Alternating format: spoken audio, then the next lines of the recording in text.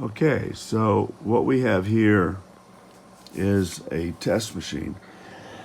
Excuse me, just getting over a cold. What we have here is a test machine. I fixed it a couple times. This is for one of my customers. They use this all the time to test screens, and it had no backlight. Last time it came in, it had no backlight, and it was also missing. The driver was damaged as well. So if you look really close at these, and I've shown this in some of my other videos. I don't know if you can see that. So you can zoom in. There we go, way down there. See that right there? That is the screen. That's the fuse for the buck converter power. So this is what turns on the buck converter, and this is the buck converter assembly right here. And that fuse was blown. This time it was just the fuse. So as you can see, we do have backlight now. It is working, right? But I just wanted to go over something really quick. What's happening is they are running into a bad screen. And this is pretty common with screens, especially screens that have had water damage of some kind. So I just want to go over that real quick and kind of show you what to look for. That way you don't keep blowing up the boards. So this time it was lucky, it was just the fuse. So if you look at this screen,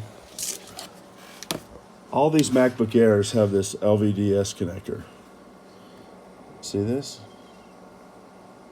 So it just so happens on this connector, pins 3 and 4 are your backlight.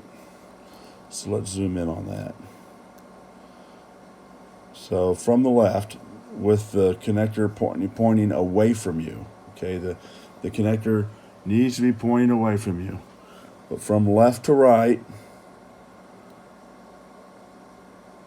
see the third and fourth one over. 1, 2, 3, and 4.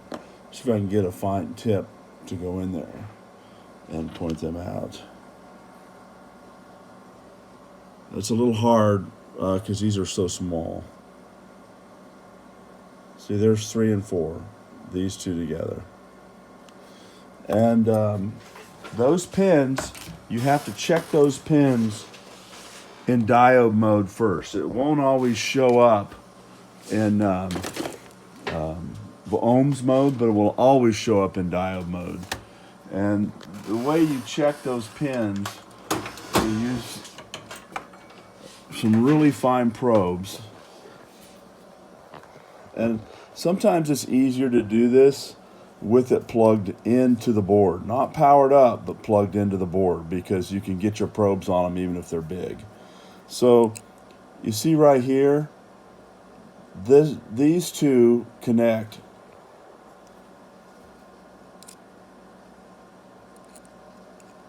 This diode, now this is a 00164, 3435, 3437. The 00165, this diode's in a different spot. But since this is the tester, this is what you need to know. These two, this is where your backlight voltage is. It's going to be anywhere from 16 to 18 volts. And if you look very carefully, this pin, number 2, is a dummy. This one is ground. And then 3 and 4 are your voltage right there. So what you do is you put your voltmeter in diode mode, and I do mine by hitting shift and then diode mode. You can see there's a little diode mode symbol there, right? And then you take one probe and you ground it. I'm going to stick it right there because that works as ground. You ground it, and then you take the other end. Actually, it needs to be backwards. The red needs to be on ground. So let me put the red on ground. And then you take the other pin, excuse me, you have a cold, and you go ahead and you check. Come on, focus. Focus. I'll just zoom back in again. And you take the other pin and you put it on this diode right here, right? So you got the red pin on ground somewhere on the case. You got the black pin on this diode, which connects to your backlight, and that's reading ohms, right? But let me put it in diode mode. There. So that's leading a voltage drop of 0.587. And that is basically measuring the voltage drop from the screen IC in diode mode. And this should be anywhere between 570, and 570 is a touch low, to 6.5, 610 at most. And if it reads that, then you're okay to plug the screen in. If you hook it up and you get this, see this number? Basically nothing.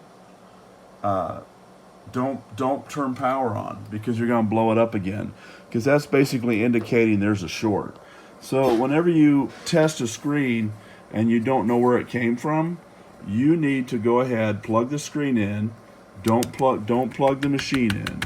Just plug the screen in and diode check with your red probe on ground and your black probe on this diode right here. And then you can make sure there's no shorts on the backlight circuit so you don't smoke it plugging it in. So I just wanted to go over this. This is really not a general video for everybody, but if you troubleshoot backlight circuits, you'll know from experience that one of the first things you do is you diode check the feedback circuit, which is connected to the output for the backlight right there. On some boards it's down here, on this board it's up here. But you diode check that and make sure it's not shorted or open. And you do that to troubleshoot the backlight IC. But in this case, I want them to plug this in and diode check this first to make sure the screen's not shorted before they turn it on, so they don't damage their tester. That's enough for today. And you know, if you're interested in backlight circuits and how these work, one of my other videos goes over this in pretty heavy detail and explains how things get turned on, in what order, and how to troubleshoot them. But just for the sake of testing screens, diode check this circuit first before powering it on.